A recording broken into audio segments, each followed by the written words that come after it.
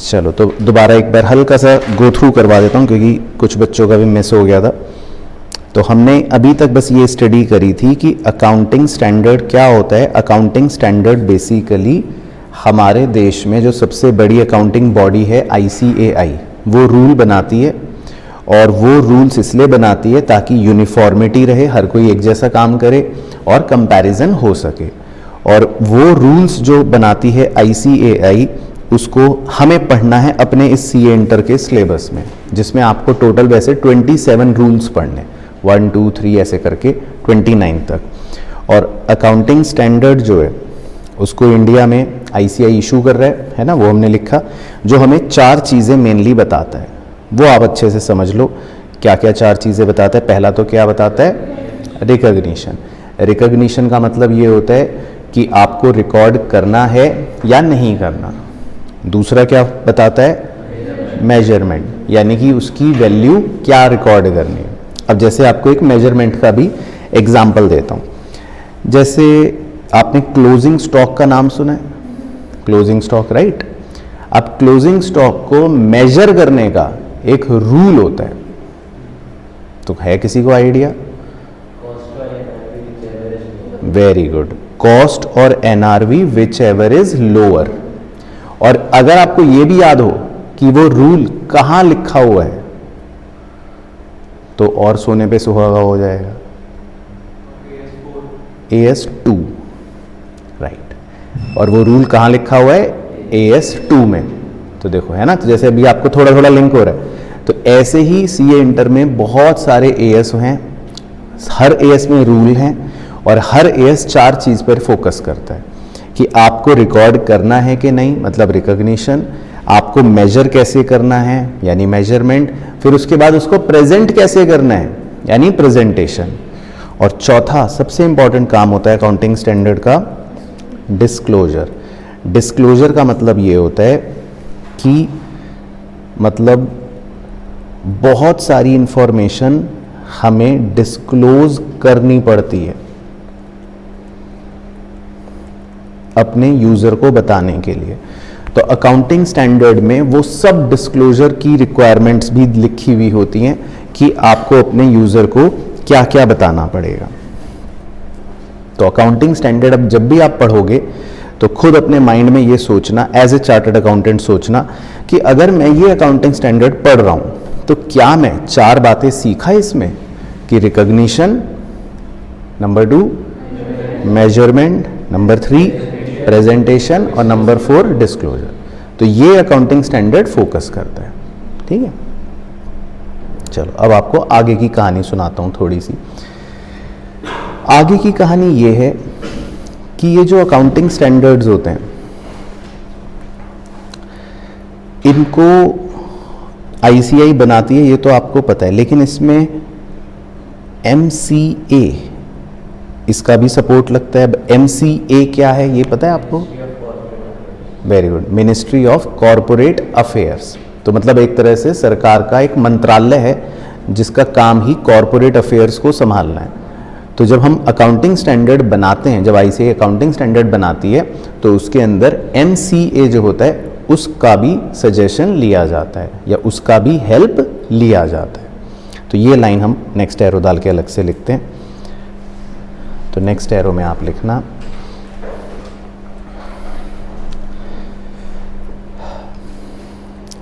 Accounting standard are issued with support of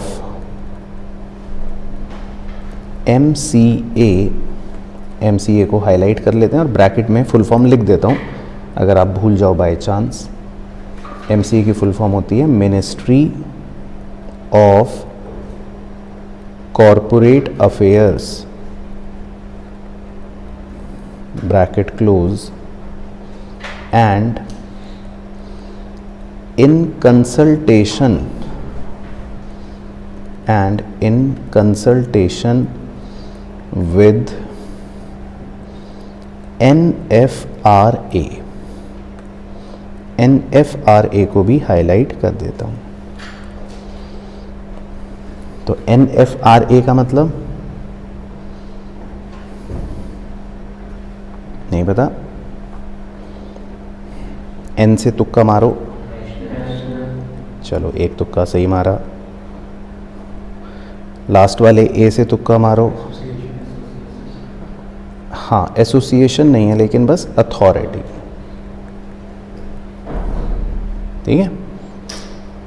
अब ये जो बीच में होता है ना एफ आर, आपको पता है हम तो इंडिया में बोलते हैं सब्जेक्ट, और इंडिया में भी क्या बोलते हैं कि छोटे बच्चे हैं तो इसलिए हम बोलते हैं अकाउंटिंग, हम अपने सब्जेक्ट को क्या बोलते हैं अकाउंट्स, कि अकाउंट्स पढ़ रहे हैं, अकाउंटिंग कर रहे हैं, जबकि ग्लोबली अकाउंटिंग या अकाउंट्स वर्ड रिप्लेस हो गया बहुत पहले ही। अकाउंटिंग को अकाउंटिंग नहीं बोलते, अकाउंट्स को अकाउंट्स नहीं बोलते, वहाँ पे सब्जेक्ट का नाम ही अब चेंज होके एफ आर हो गया। सीए फाइनल में आप एफ आर बोलते हैं, फाइनेंशियल रिपोर्टिंग, राइट। तो एफ आर का मतलब ही होता है फाइनेंशियल रिपोर्टिंग। तो क्योंकि हम अकाउंटिंग के रूल्स बना रहे हैं तो एक अथॉरिटी है, ये भी एक सरकारी अथॉरिटी है, इसका नाम होता है NFRA। तो इसके साथ भी कंसल्टेशन होती है और तब जाके अकाउंटिंग स्टैंडर्ड बनते हैं फाइनली।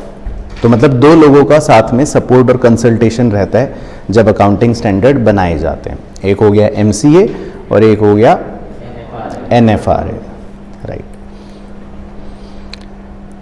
फिर इसके बाद नेक्स्ट एरो डाल के लिखते हैं, ये हमारे एग्जाम का पहला क्वेश्चन बन सकता है, बेनिफिट्स ऑफ अकाउंटिंग स्टैंडर्ड। आपके सीए इंटर के अंदर भी बहुत ही मतलब नाम मात्र की, यानी कि 4 से 5-6 नंबर की डायरेक्ट थ्योरी भी आती है। डायरेक्ट मतलब कि इस तरह की बिल्कुल स्ट्रेट क्वेश्चन की फायदे बताओ, वो बस नाम मात्र के लिए आती है।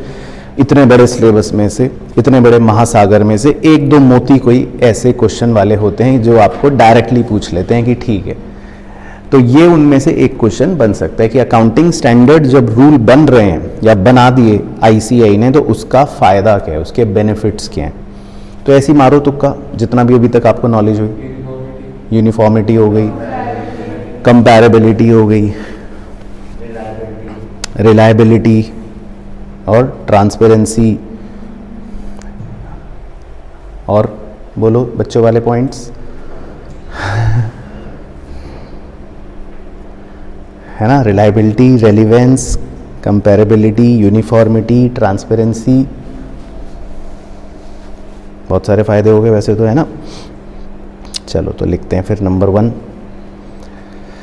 तो टेक्निकल लैंग्वेज का यूज करना है हमको। तो पहला बेनिफिट होता है standardisation of alternative accounting treatment.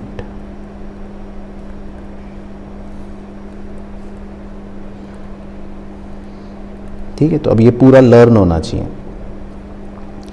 Standardisation of alternative accounting treatment.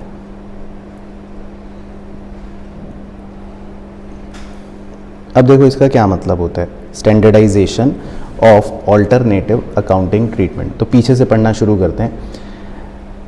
Alternative accounting treatment का मतलब तो होता है कि किसी भी चीज़ की अकाउंटिंग करने के लिए अलग अलग तरीके होते हैं, है ना।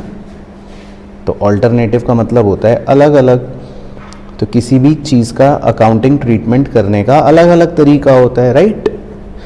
तो अकाउंटिंग स्टैंडर्ड क्या करता है, वो उसमें यूनिफॉर्मिटी ले आता है। यूनिफॉर्मिटी का मतलब है कि वो उसमें एक स्टैंडर्ड सेट कर देता है, कहता है भाइयों अलग अलग नहीं करना, आपको बस यही करना है जो मैं बता रहा हूँ। तो वो उन अलग अलग ट्रीटमेंटों को क्या कर देता है, एक स्टैंडर्ड बना देता है कि आपको यही करना है। तो इस बात को इंग्लिश में जो आप यूनिफॉर्मिटी कह रहे हो, बेसिकली यूनिफॉर्मिटी को ही डिज़ाइनर इंग्लिश में लिखना है एग्जाम में, और वो डिज़ाइनर इंग्लिश है standardisation of alternative accounting treatment. ठीक है, तो मतलब कि बस जो आप कह रहे हो मीनिंग वही है, बट शब्द बदल जाएंगे। तो क्लियर हो गया मीनिंग। फिर सेकेंड बेनिफिट, वो आपने सही बोला, सही सोचा। सेकेंड बेनिफिट है comparability of financial statements. Comparability of financial statements. इसमें कंपैरेबिलिटी को हाईलाइट कर लेते हैं। अब कंपैरेबिलिटी जो हम कह रहे हैं, यानी कि हम कंपेयर कर सकते हैं, बिल्कुल आपने भी सही बोला। तो जब हम कंपैरेबिलिटी वर्ड बोलते हैं, कंपैरिजन की बात करते हैं, तो दो तरह के कंपैरिजन हमें मेंशन करने पड़ते हैं। कौन कौन से? इंट्रा और इंटर। ठीक है, तो एक लिख लेते हैं इंट्रा फर्म कंपैरिजन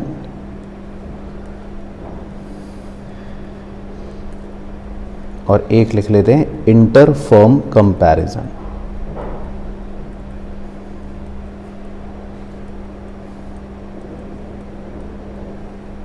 तो एक हो गया इंट्रा फर्म कंपैरिजन, एक हो गया इंटर फर्म कंपैरिजन। बाकी ऐसे ओरली मीनिंग बता दो, इंट्रा फर्म मतलब क्या और इंटर फर्म मतलब क्या?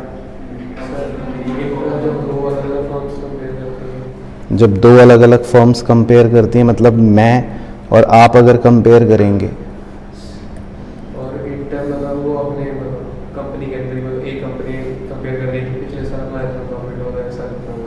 ठीक है, और एक ही कंपनी अपना प्रीवियस ईयर और अपना करंट ईयर कंपेयर कर रही है। ठीक है, तो देखो दोस्त, मुझे लग रहा है आपने उल्टा बोला है। जब एक ही कंपनी अपना प्रीवियस ईयर या करंट ईयर कंपेयर करती है तो उसको बोलते हैं इंट्रा फर्म, और जब दो कंपनियां आपस में कंपैरिजन करती हैं तो उसको बोलते हैं इंटर फर्म। ठीक है, तो क्लियर हो गया ये पॉइंट। तो दूसरा बेनिफिट कंपैरिजन, और तीसरा और सबसे इंपॉर्टेंट बेनिफिट होता है अकाउंटिंग स्टैंडर्ड का requirements for additional disclosure. Requirements for additional disclosure, इसमें कीवर्ड है एडिशनल डिस्क्लोजर। ये सबसे बड़ा बेनिफिट होता है अकाउंटिंग स्टैंडर्ड का। अब कैसे होता है सबसे बड़ा बेनिफिट? कानून में, मतलब लॉ के अंदर, जैसे आपको एक प्रैक्टिकल एग्जांपल से समझाता हूं। पहले क्या होता था, कोई भी कंपनी यूज़र को बताती थी, कंपनी कहती थी यूज़र को, यूज़र भाई तुम्हें पता है हमारा पिछले साल का प्रॉफिट कितना हुआ? तो यूज़र पूछता था कितना हुआ, तो कंपनी बताती थी कि पिछले साल हमारा प्रॉफिट हुआ 10 करोड़ का। तो जो लॉ होता है, लॉ से मेरा मतलब है, मान लो कंपनीज एक्ट या कोई भी एक्ट, तो लॉ ये बोलता है कि हमें अपने यूज़र को प्रॉफिट बताना है। तो कंपनी ने कहा ठीक है, देखो मैंने अपने यूज़र को प्रॉफिट बता दिया, तो अब तो इसका मतलब मैंने कानून का पालन कर लिया। तो कानून कहता है हाँ ठीक है, अब कोई टेंशन नहीं है। लेकिन इसमें बहुत बड़ा लूप होल होता है। लूप होल क्या होता है? कंपनीज जो होती हैं वो लॉ का लूप होल का फ़ायदा उठाती हैं। अब लॉ ने तो ये बोला कि यूज़र को अपना प्रॉफिट बताओ, और कंपनी ने यूज़र को अपना प्रॉफिट बता दिया कि मेरा प्रॉफिट तो 10 करोड़ हुआ है। अब ये सुनकर यूज़र के मन में आएगा कि ये कंपनी तो बड़ी अच्छी है, और हो सकता है वो इस कंपनी में इन्वेस्ट कर दे, या हो सकता है वो इस कंपनी के साथ अपना काम करता रहे। लेकिन अकाउंटिंग स्टैंडर्ड जो होता है वो 2 कदम आगे बढ़ता है। वो यूज़र के भले के लिए अकाउंटिंग स्टैंडर्ड कई बार एडिशनल डिस्क्लोजर की रिक्वायरमेंट्स रख देता है। अब अकाउंटिंग स्टैंडर्ड भी कानून ही है एक तरह से हमारे लिए। अब अकाउंटिंग स्टैंडर्ड एक रूल बना देता है, वो ये कहता है कि अगर कुछ भी तुम्हारे प्रॉफिट में एक्स्ट्रा ऑर्डिनरी हुआ है तो उस एक्स्ट्रा ऑर्डिनरी चीज को डिस्क्लोज करो। अब अकाउंटिंग स्टैंडर्ड की वजह से कंपनी फंस जाती है कि यार ये तो कह रहा है कि कुछ भी एक्स्ट्रा ऑर्डिनरी हुआ है तो मुझे डिस्क्लोज करना पड़ेगा। अब मैं आपको बताता हूं कि एक्स्ट्रा ऑर्डिनरी क्या हुआ इस कंपनी के साथ, और वो सुन के देखो आपके भी पैरों तले ज़मीन खिसक जाएगी और यूज़र के भी पैरों तले ज़मीन खिसक जाएगी। अब कंपनी ने ये डिस्क्लोज करा कि लास्ट ईयर हमारी एक लॉटरी लगी थी 99,99,999 की, अब ये बात सुन के आपके पैरों तले ज़मीन खिसकी या नहीं खिसकी?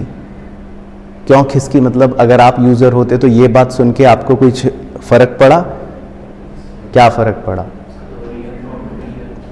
इसका मतलब जो कंपनी ने 10 करोड़ प्रॉफिट कमाया या जो भी उसने प्रॉफिट कमाया उसमें बहुत सारा हिस्सा तो क्या है? लॉटरी इनकम का है।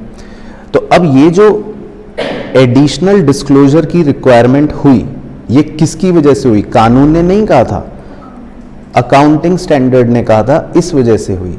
तो अकाउंटिंग स्टैंडर्ड का सबसे बड़ा बेनिफिट ये होता है कि जो काम लॉ भी नहीं करवा पाता कई बार, वो अकाउंटिंग स्टैंडर्ड करवा देता है।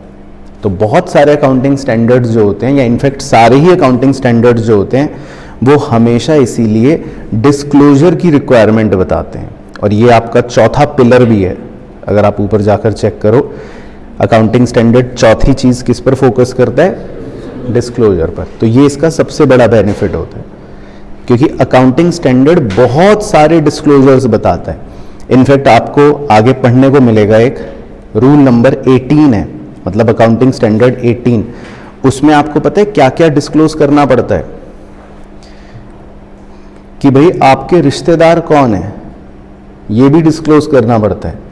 आप अगर किसी कंपनी के टॉप मैनेजमेंट में हो और आपकी कंपनी ने किसी दूसरी कंपनी से सामान खरीदा और उस दूसरी कंपनी का जो टॉप मैनेजमेंट में डायरेक्टर है वो आपकी पत्नी है, तो ये बातें आपको डिस्क्लोज करनी पड़ती हैं।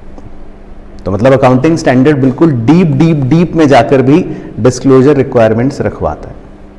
तो ये इसका सबसे बड़ा बेनिफिट होता है। तो अकाउंटिंग स्टैंडर्ड जो होता है, इसीलिए आपको चार्टर्ड अकाउंटेंट को अच्छे से पढ़ाया और सिखाया जाता है ताकि आप डिस्क्लोजर्स को अच्छे से समझ पाओ। तो इसके 3 बेनिफिट्स होते हैं। तो एक बार बोल दो अपने मुंह से कौन कौन से? Standardisation of alternative accounting treatment, comparability और requirement for additional disclosure.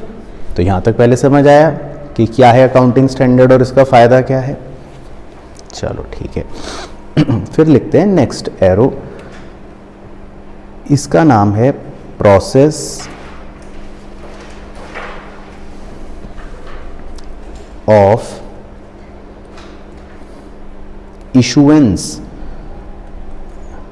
Process of issuance of accounting standard. तो इसमें हमें एक छोटा सा फ्लो चार्ट बनाना है जिसमें हम प्रोसेस लिखते हैं कि अकाउंटिंग स्टैंडर्ड इशू होता कैसे, उसका एक पूरा प्रोसेस है। प्रोसेस मतलब पूरी प्रक्रिया है।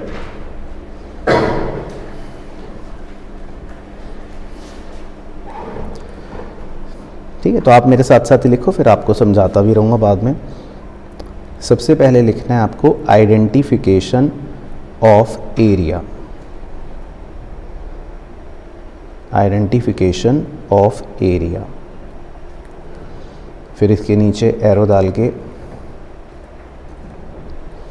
Constitution of study group,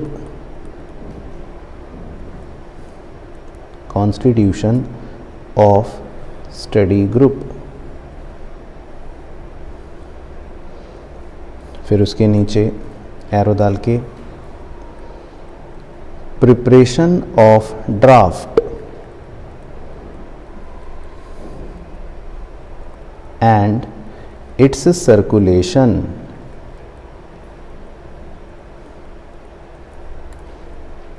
preparation of draft and its circulation। फिर उसके नीचे एरो डाल के ascertainment of views, ascertainment of views of different bodies, of different bodies।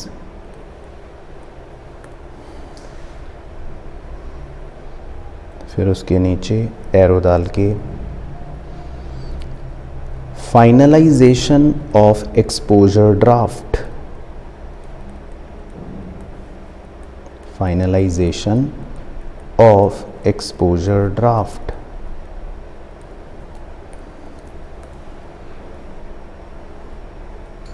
फिर उसके नीचे एरो डाल के comments received on exposure draft,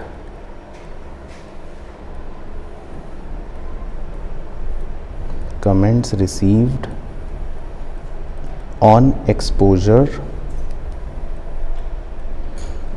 draft। फिर उसके नीचे एरो डाल के modification of draft,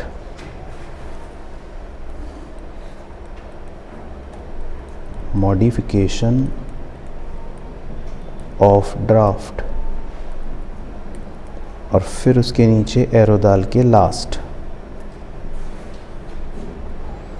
issue of as,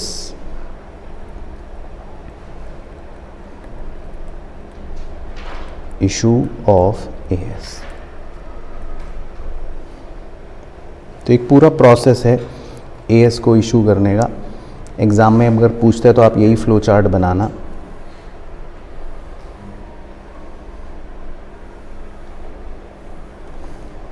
तो पूरा प्रोसेस होता है।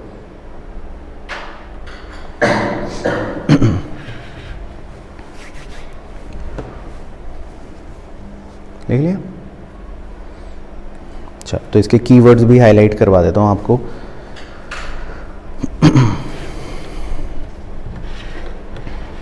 अब एएस जो है वो इशू कैसे होता है, कैसे बनता है? तो ऐसा तो है नहीं कि सुबह सुबह आईसीए के प्रेसिडेंट साहब बैठे, कागज़ पे लिखा, ये लो रूल बन गया। तो ऐसा तो होगा नहीं, तो उसका एक पूरा प्रोसेस होता है ना। तो वो फ्लो चार्ट क्या है, देखो। सबसे पहले एक एरिया आइडेंटिफाई होता है। एरिया का मतलब होता है एक तरह से डोमेन या सब्जेक्ट जहाँ पर प्रॉब्लम लग रही है, जहाँ पर लग रहा है कि यार बहुत सारे लोग अलग अलग तरह से अकाउंटिंग कर रहे हैं। तो फिर एक एरिया आइडेंटिफाई हो जाता है कि यार ये एरिया में कुछ प्रॉब्लम चल रही है। फिर एक स्टडी ग्रुप तैयार किया जाता है। स्टडी ग्रुप का मतलब होता है 4-5 बहुत ही बुद्धिमान लोग आपकी तरह बैठाए जाते हैं। उनको बोला जाता है कि देखो ये प्रॉब्लम है, इसको समझो कि लोग अलग अलग जो अकाउंटिंग कर रहे हैं, जो भी प्रॉब्लम है उसके बारे में आप सारा एनालिसिस करो। तो उसको बोलते हैं स्टडी ग्रुप, है ना। तो स्टडी ग्रुप में कुछ बुद्धिमान लोग होते हैं जो ये काम कर रहे होते हैं। फिर वो बुद्धिमान लोग क्या करते हैं, एक छोटा सा ड्राफ्ट तैयार करते हैं। अब ड्राफ्ट होता है कि अब ये फाइनल नहीं है, जस्ट उनको जो लगा, उन्होंने जो आइडेंटिफाई करा, उनके हिसाब से वो एक कच्चा चिट्ठा तैयार करते हैं। इसको बोलते हैं ड्राफ्ट। उस ड्राफ्ट को फिर सर्कुलेट किया जाता है हर जगह, सारे स्टेक होल्डर्स को दिया जाता है। स्टेक होल्डर्स मतलब जितने भी मेंबर्स हो गए, चार्टर्ड अकाउंटेंट्स हो गए, इंडस्ट्री एक्सपर्ट्स हो गए, बच्चे हो गए, कई बार पब्लिक नोटिस में डाल के उसको सर्कुलेट कर देते हैं। और फिर सबको बोला जाता है कि भाई इस पर अपनी अपनी टिप्पणी दीजिए, इस पर अपने अपने राय प्रकट कीजिए। तो कुछ लोग कहते हैं हाँ भाई सही है, कुछ लोग कहते हैं नहीं ये तो इसमें कुछ गलत लग रहा है। तो सब अपने अपने ओपिनियंस इस पर देते हैं, अपने अपने व्यूज़ इस ड्राफ्ट के ऊपर रखते हैं।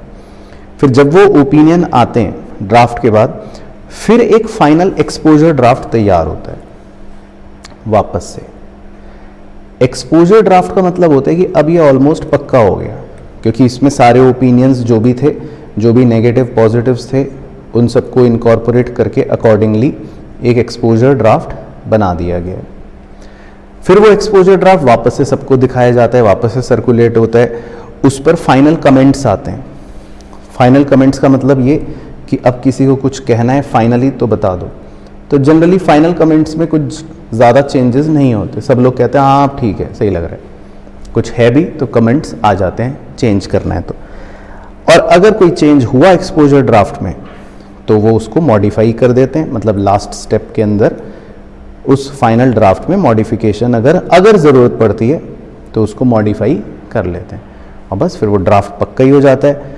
तो वो फिर एक रूल बनकर आपके आईसीए की वेबसाइट पर आ जाएगा। बच्चे परेशान होते हैं कि यार सिलेबस बढ़ गया, और टीचर्स खुश हो जाते हैं कि चलो पढ़ाने का एक और टॉपिक मिल गया। बस तो इस तरह से पूरा प्रोसेस होता है। तो अकाउंटिंग स्टैंडर्ड को इशू करने का ये बेसिकली प्रोसेस है। तो इसको कोशिश करना याद करने की। तो पहले तो स्टेप काउंट कर लो कितने हैं, ताकि एग्ज़ाम के लिए रटने का भी वो बन जाए ना, आर्ट है ना। अब कीवर्ड याद रखने की कोशिश करना ताकि वो स्टेप का एक ट्रेन वाला डब्बा बन जाए। पहला हो गया एरिया, है ना, स्टडी ग्रुप, ड्राफ्ट, व्यूज़, फिर एक्सपोजर ड्राफ्ट, कमेंट्स, मॉडिफिकेशन और फिर इशू, है ना। एक बार दोबारा रिपीट कर लो चाहें।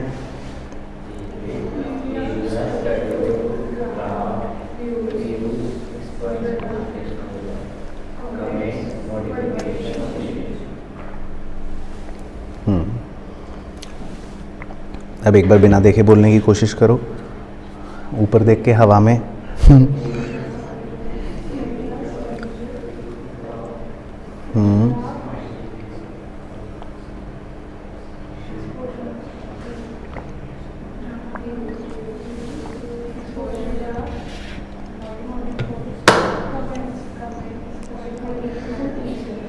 ठीक है, तो एरिया, स्टडी ग्रुप और ड्राफ्ट, फिर व्यूज़, एक्सपोजर ड्राफ्ट और कमेंट्स, अब मॉडिफिकेशन और इशू।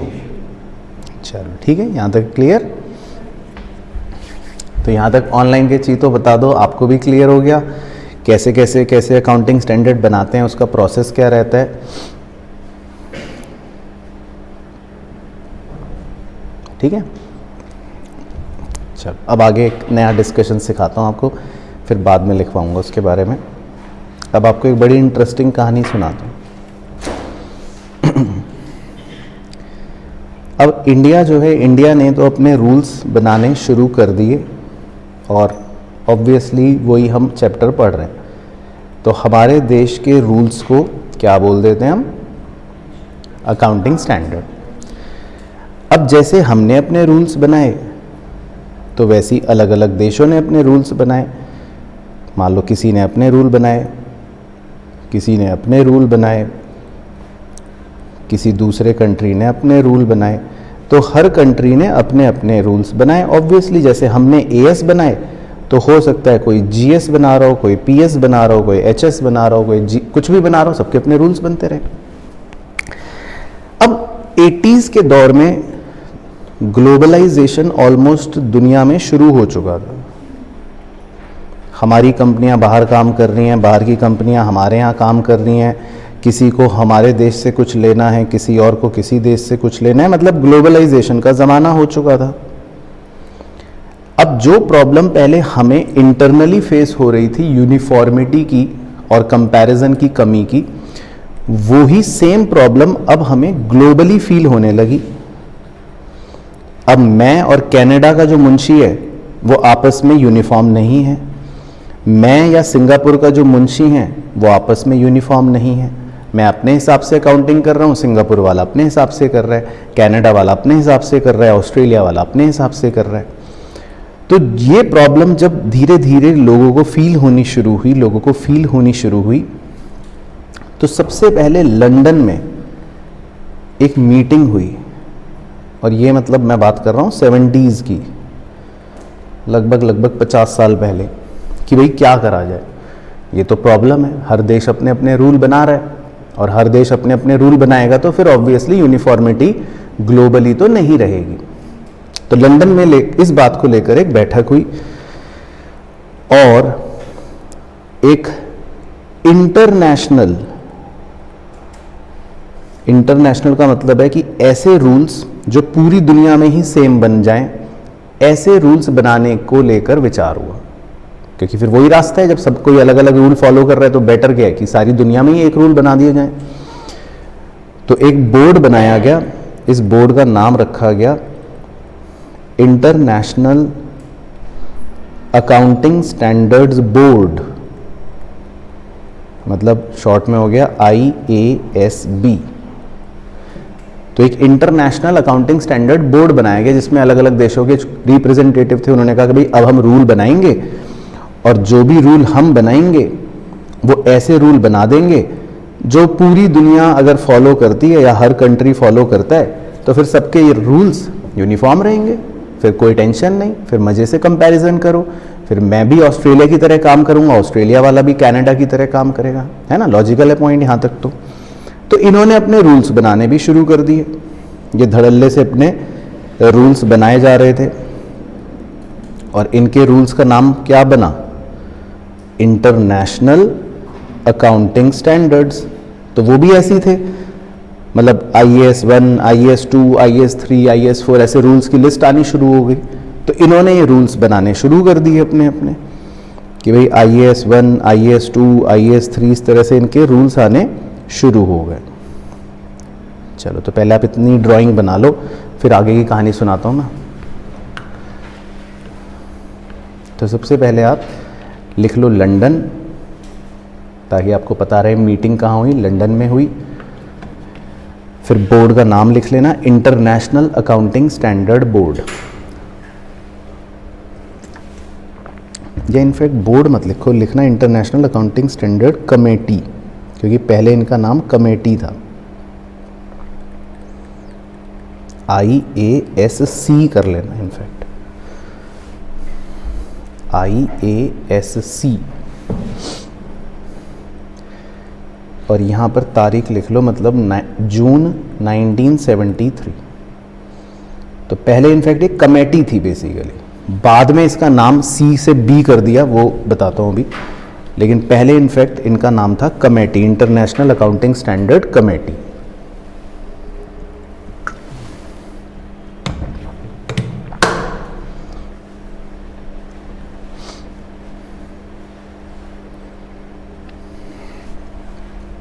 और ये अपने रूल्स बनाते थे, इनके रूल्स का नाम था इंटरनेशनल अकाउंटिंग स्टैंडर्ड। ये इशू करते थे बेसिकली, इंटरनेशनल अकाउंटिंग स्टैंडर्ड, है ना। तो मतलब एक टाइमलाइन अगर बनाऊं तो 1970s से बेसिकली शुरू हुआ, 1973 टू बी प्रिसाइज। और ये मज़े से अपने रूल्स बनाते रहते थे, कहते थे ये देखो हमने रूल बना दिया, फिर एक और रूल बना दिया, इस तरह से रूल्स बनाते रहते थे, इंटरनेशनल अकाउंटिंग स्टैंडर्ड बनाते रहते थे। फिर 2001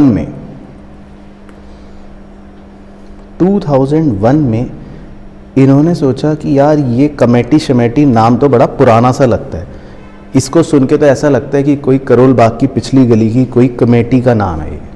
तो इन्होंने कहा ये कमेटी नाम वाम चेंज करो, कुछ अच्छा नाम रखते हैं। तो बस फिर ये 2001 जो बीच में टाइमलाइन में ला रहा हूँ, ये सिर्फ इसलिए ला रहा हूँ कि इन्होंने अपना नाम चेंज कर लिया। फिर इनका नाम बन गया इंटरनेशनल अकाउंटिंग स्टैंडर्ड बोर्ड बन गया। तो मैं इसलिए पहले बोर्ड बोल रहा था, क्योंकि आज ये इस नाम से जाने जाते हैं, इंटरनेशनल अकाउंटिंग स्टैंडर्ड बोर्ड। तो इन्होंने कमेटी वर्ड हटाकर बना दिया इंटरनेशनल अकाउंटिंग स्टैंडर्ड बोर्ड। और फिर मज़ेदार बात देखो, ए की फुल फॉर्म क्या है? अकाउंटिंग, है ना। तो दुनिया चेंज हो रही थी, तो इन्होंने ए यानी कि अकाउंटिंग जो है उसको, मैंने बताया था ना, आज अकाउंटिंग को हम अकाउंटिंग नहीं कहते, बाकी दुनिया अकाउंटिंग को क्या बुलाती है? Financial reporting. तो इन्होंने जब ये IASB नाम रखा, मतलब इंटरनेशनल अकाउंटिंग स्टैंडर्ड बोर्ड नाम चेंज करा, तो इंटरनेशनल अकाउंटिंग स्टैंडर्ड्स में से भी अकाउंटिंग वर्ड का नाम चेंज करके क्या रख लिया? Financial reporting. तो फिर इनके रूल्स का नाम चेंज होकर बन गया IFRS। तो पहले इनके रूल्स का नाम था IAS, ए की जगह FR आ गया, तो नाम क्या बन गया? IFRS। तो आज ये जब रूल इशू करते हैं तो किस नाम से इशू करते हैं? IFRS। तो आज ये इस नाम से इशू करते हैं। तो आपने शायद अगर नाम सुना भी होगा तो IFRS शायद सुना हो, या आज किताबों में जो पढ़ते हैं वो IFRS नाम सुनते हैं, पढ़ते हैं। इंटरनेशनल अकाउंटिंग स्टैंडर्ड अब नाम एक तरह से लुप्त हो गया, क्योंकि ये 2001 में ही ख़त्म हो गया था। अब आपके मन में आएगा, सर ये कहानी हम क्यों पढ़ रहे हैं, हमें क्या? तो ये कहानी आपसे लिंक करती है, इसीलिए सुनानी पड़ रही है। कहानी ये लिंक कर रही है कि मतलब 6, 2007, 2008 ये एक ऐसा दौर था भारत के इतिहास में जब हमें इंटरनेशनल अकाउंटिंग स्टैंडर्ड बोर्ड की तरफ से ये ऑफ़र आया और उन्होंने ये कहा हमसे कि भाई इंडिया वालों, तुम अपने अकाउंटिंग स्टैंडर्ड्स फॉलो करते हो, तुम उसको हटा दो, तुम उसको क्या कर दो, हटा दो। और अब तो नए नए रूल्स आ रहे हैं ग्लोबल वाले। कौन से रूल्स हैं ग्लोबल वाले? IFRS वाले। इनको अडॉप्ट कर लो।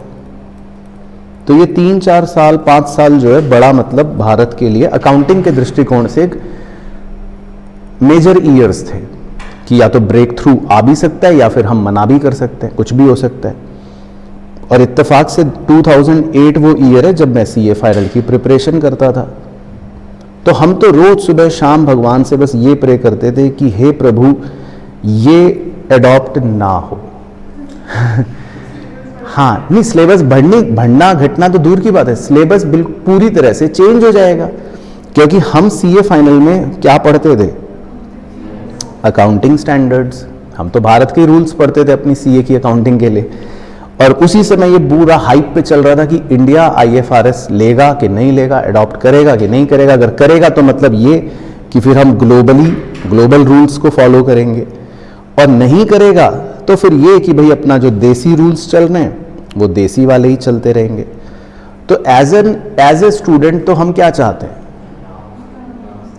कि भाई देसी वाले चलते ना, हम CA बने, हमें तो अपने से मतलब है, हमें क्या देश से मतलब है ना, कि हमें तो अपने सिलेबस से मतलब है यार, सिलेबस नहीं बढ़ना चाहिए, जो पढ़ रहे हैं वही चलता रहे।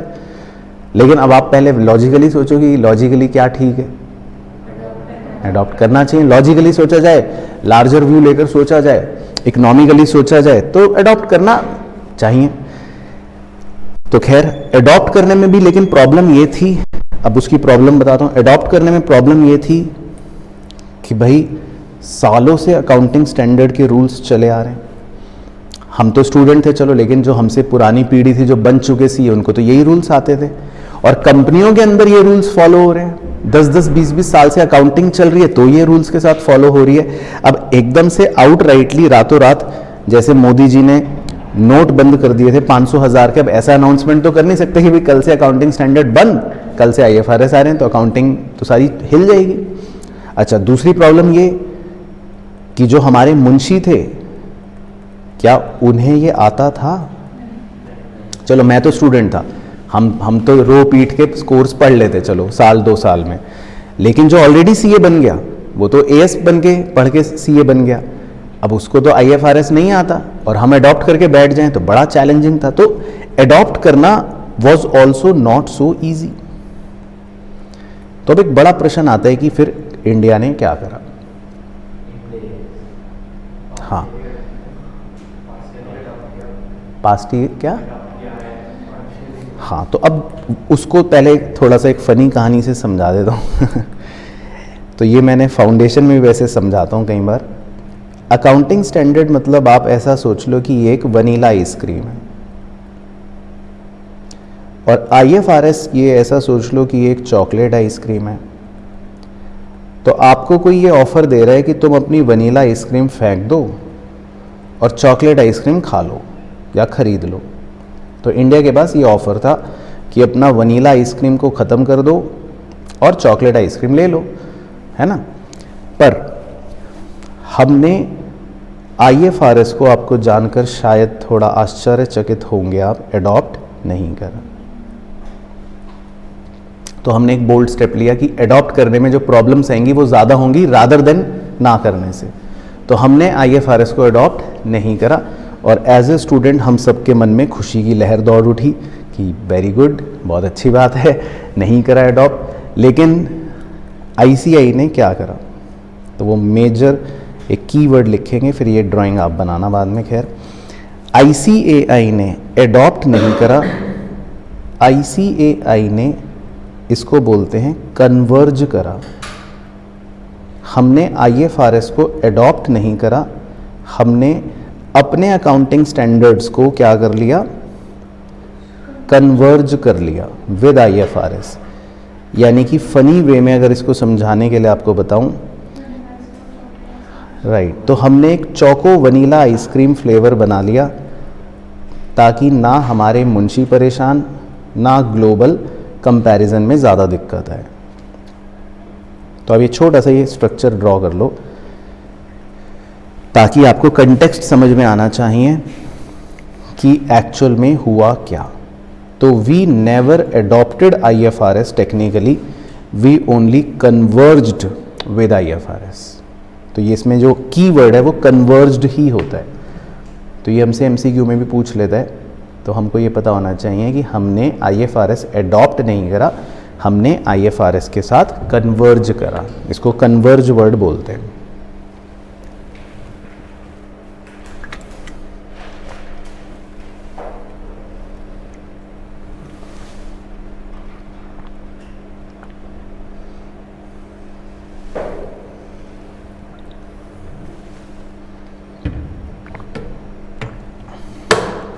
अच्छा, फिर जब कन्वर्ज करा तो इनका भी हमें कुछ ना कुछ नाम तो रखना ही था।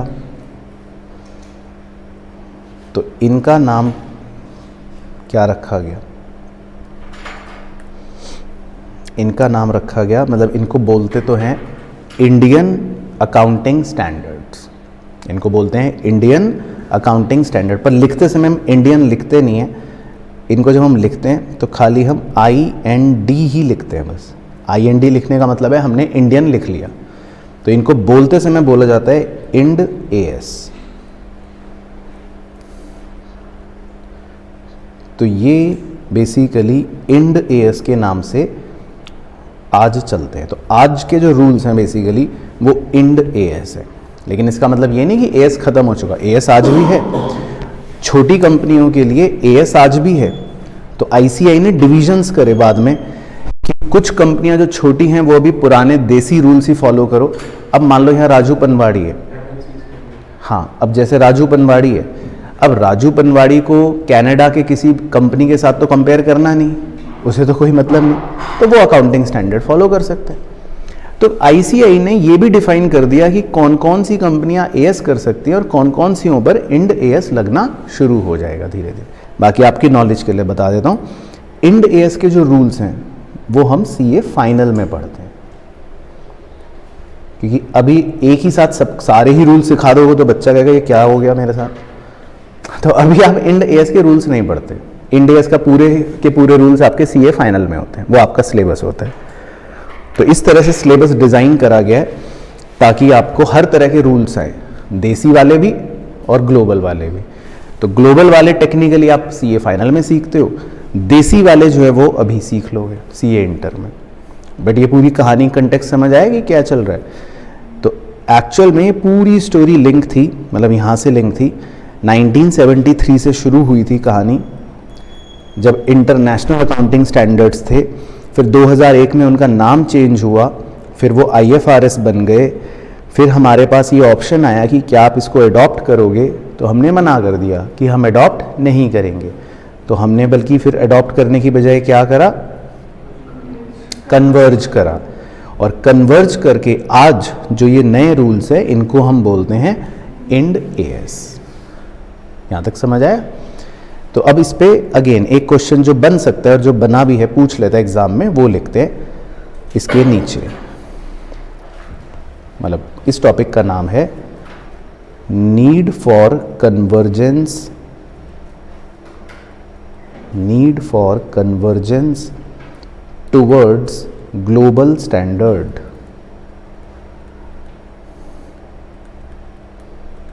Towards global standards. इसका मतलब है कि क्या ज़रूरत थी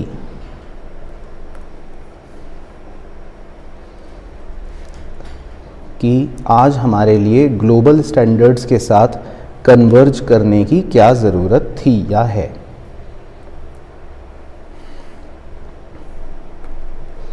ठीक है, तो एक एक पॉइंट लिखते हैं, बहुत इजी है, बहुत सिंपल है, आप समझ भी जाओगे कि क्यों हमने ग्लोबल स्टैंडर्ड के साथ अपने रूल्स मिलाए, हम क्यों देसी रूल्स फॉलो नहीं कर पाए या नहीं करने चाहिए। तो पहला ज़रूरत तो है number 1, raising funds from international market,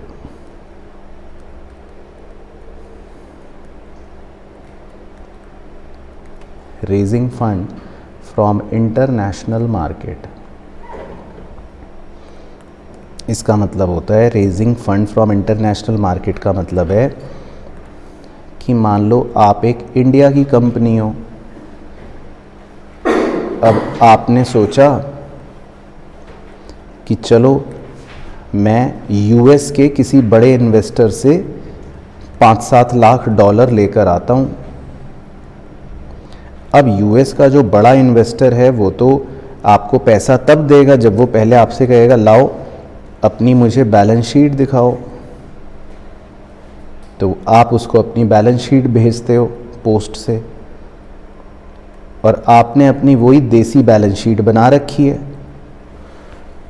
मान लो, है ना, और वही आपने प्रेजेंटेशन देसी वाली कर रखी है, वही आपने मान लो रिकॉग्निशन अपने देसी रूल्स के हिसाब से कर रखी है।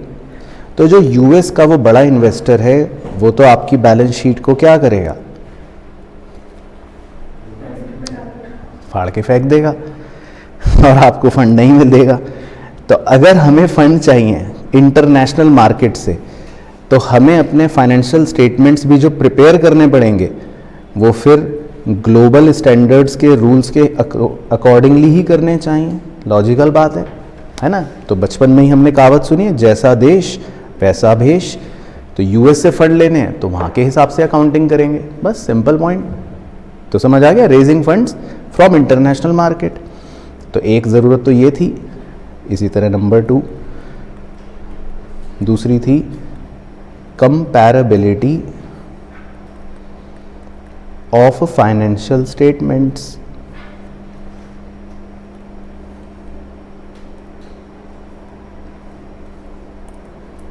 Comparability of financial statements. तो ये तो बहुत सिंपल है। तो यहाँ पर हम ग्लोबल कंपैरिजन की बात कर रहे हैं क्योंकि ग्लोबलाइजेशन का ज़माना है। तो आज हम अपनी कंपनीज़ का कंपैरिजन फॉरेन कंपनीज़ के साथ करते हैं क्योंकि आज तो दुनिया पूरी तरह से ओपन हो चुकी है।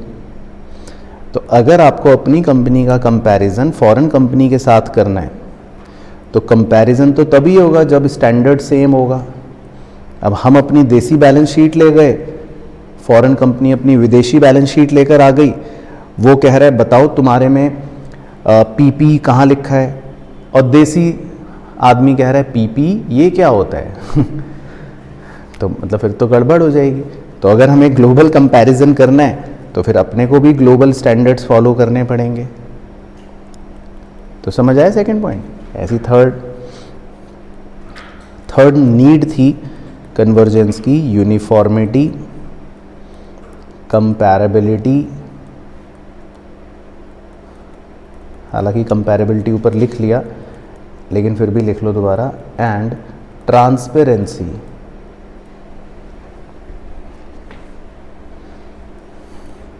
एटसेट्रा। अगेन सेम ही पॉइंट है लेकिन क्योंकि आईसीआई भी इसको अलग से देता है तो मैंने भी आपको अलग से ही लिखवाया जानबूझ के वैसे तो। लेकिन हाँ, यहाँ पर थोड़ा सा हम कह सकते हैं यूनिफॉर्मिटी और ट्रांसपेरेंसी, ये भी एक इश्यूज है कि भाई अगर हम अपने हिसाब से अकाउंटिंग कर रहे हैं, कोई और देश अपने हिसाब से अकाउंटिंग कर रहा है, तीसरा देश अपने हिसाब से अकाउंटिंग कर रहा है, तो फिर तो सबकी अकाउंटिंग अलग अलग रहेगी, तो यूनिफॉर्म तो नहीं रह पाएगी ना। तो पूरी दुनिया में यूनिफॉर्मिटी रहे इसीलिए हमें कन्वर्ज करना ज़रूरी था, नहीं तो फिर तो हम अलग अकाउंटिंग कर रहे हैं, दूसरा देश अलग अकाउंटिंग कर रहा है, कोई और देश अलग अकाउंटिंग कर रहा है। तो यूनिफॉर्मिटी ज़रूरी थी। और ट्रांसपेरेंसी का मतलब होता है अब जब सबके लिए रूल सेम हो गए तो कोई भी कंपनी दूसरी कंपनी से या दूसरे देश से कुछ छुपा नहीं सकती, पारदर्शिता बढ़ जाती है। ट्रांसपेरेंसी का मतलब है आप कुछ भी छुपा नहीं पाओगे। मान लो मेरे देसी रूल्स चल रहे हैं तो मेरे देसी रूल्स में तो मुझे लूप होल पता है, तो मैं हो सकता है थोड़ा सा फिगर्स घुमा सुमा के अच्छा दिखा दूं, लेकिन जब सबके रूल्स ग्लोबली सेम होंगे तो मैं आसानी से चोरी नहीं कर पाऊंगा, तो इसको बोलते हैं ट्रांसपेरेंसी। तो वो एक फ़ायदा हो जाएगा। तो समझ आया पॉइंट। और फोर्थ एक और नीड, ये हमारे इन्वेस्टर्स के लिए है, इस बार आपके लिए है ये पॉइंट, इसको बोलते हैं ग्लोबल इन्वेस्टमेंट। Global investment. तो ग्लोबल इन्वेस्टमेंट का मतलब है, ये पॉइंट आपके लिए कैसे है कि अब देखो, अब आपके पास तो 500 करोड़ रुपए रखे हैं तकिए के नीचे। अब आप सोच रहे हो कि मैं क्या करूं इसका, तो आपने सोचा कि चलो इसको, यूएस की एक कंपनी है, उसको पैसे की ज़रूरत है, चलो अपना पैसा वहाँ इन्वेस्ट कर देता हूँ। लेकिन आप अपना पैसा तब इन्वेस्ट तो तब करोगे ना, पहले आप उससे क्या मंगवाओगे, बैलेंस शीट। अब उसने तो अपनी बैलेंस शीट बना रखी है ग्लोबल स्टैंडर्ड्स के हिसाब से, अगर आपको समझ ही नहीं आई तो क्या होगा, फिर तो बेकार, मतलब आप इन्वेस्ट नहीं कर पाओगे। तो अगर आपको भी ग्लोबली इन्वेस्ट करना है अपना पैसा, तो आपको भी तो ग्लोबल स्टैंडर्ड्स आने चाहिए। तो इसीलिए ये भी एक ज़रूरत पड़ गई। जैसे फर्स्ट पॉइंट में यूएस वाले को यहाँ इन्वेस्ट करना है, फोर्थ पॉइंट में हमें यूएस में इन्वेस्ट करना है। तो अगर उन्हें आना चाहिए ग्लोबल स्टैंडर्ड, तो हमें भी आना चाहिए ग्लोबल स्टैंडर्ड। तो बेसिकली इंडिया के लिए इसीलिए ज़रूरी था कि वो अपने रूल्स को कन्वर्ज करे विद ग्लोबल स्टैंडर्ड्स। समझ आए? तो यहां तक जो भी पढ़ा अच्छे से क्लियर हुआ? चलो, तो ऐसा करते हैं, आज ज़्यादा कहानी नहीं खींचता आपको, लेकिन जितना पढ़ा वो एक बार रिवाइज करते हैं, कोशिश करते हैं कुछ कुछ कीवर्ड्स और सारी बातें याद रहें। तो आज 3 बातें सीखते हैं, चलो ठीक है। एक तो अकाउंटिंग स्टैंडर्ड क्या 4 बातें सिखाता है, किन चीज़ों पर फोकस करता है? डिस्क्लोजर, है ना। तो जब भी आप अकाउंटिंग स्टैंडर्ड पढ़ो तो आप ये सोचना कि अकाउंटिंग स्टैंडर्ड में हमें 4 बातें कवर करने को मिलेंगी, कि रिकॉर्ड करना है या नहीं, मेजर क्या करेंगे, प्रेजेंट कैसे करेंगे और डिस्क्लोज कैसे करेंगे, राइट। 4 चीज़ें सीखने को मिलती हैं। बाकी एमसीए और एनएफआरए का सपोर्ट और कंसल्टेशन रहता है। बेनिफिट, इसके तीनों पॉइंट्स मेन हेडिंग याद होने चाहिए। नंबर 1 क्या? Treatment. Number 2 comparability, additional disclosure. और ये वाले पॉइंट समझ आए थे क्या है? उसके बाद बस वो कहानी पता होनी चाहिए जो हमने 8 कीवर्ड्स के साथ याद करी प्रोसेस की। एरिया, स्टडी ग्रुप, फिर draft, views, exposure draft, comments. पहले व्यू है फिर कमेंट, ठीक है। और लास्ट में मॉडिफिकेशन और इशू। ये हो गया प्रोसेस। फिर CS, फिर उसके 1973 में आया था IASC, जो इशू करता था इंटरनेशनल अकाउंटिंग स्टैंडर्ड। 2001 में उसका नाम चेंज हो गया, वो बन गया IASB, जो इशू करता था IFRS। फिर इंडिया ने IFRS एडॉप्ट नहीं करे, हमने कन्वर्ज करा, राइट। और कन्वर्ज क्यों करा, उसके 4 ज़रूरत क्या थी? Raising fund from international market, comparability of financial statement, uniformity, transparency और ग्लोबल इन्वेस्टमेंट। अगर हमें बाहर इन्वेस्ट करना है तो हम भी कर सकें। ठीक है, क्लियर हो गया अच्छे से? चलो ठीक है, तो ऐसा करते हैं, आज इतना ही पढ़ते हैं, है ना। नेक्स्ट क्लास में और इसके बारे में पढ़ेंगे और इसमें कुछ डिटेल्स है। बट एटलीस्ट आपको आज ये समझ आया कि जो आपका सिलेबस है वो क्या डिज़ाइन करा गया और क्यों डिज़ाइन करा गया। आपका सिलेबस अकाउंटिंग स्टैंडर्ड्स पर बेस्ड डिज़ाइन करा गया, और पूरे सिलेबस में आप टोटल 27 रूल्स पढ़ोगे। हाँ, 27 रूल्स पढ़ोगे कुल मिलाकर। अगर आप घर जाके आज देखोगे सिलेबस तो आपको उसमें नज़र आ जाएगा टोटल 1 से लेकर 29 तक।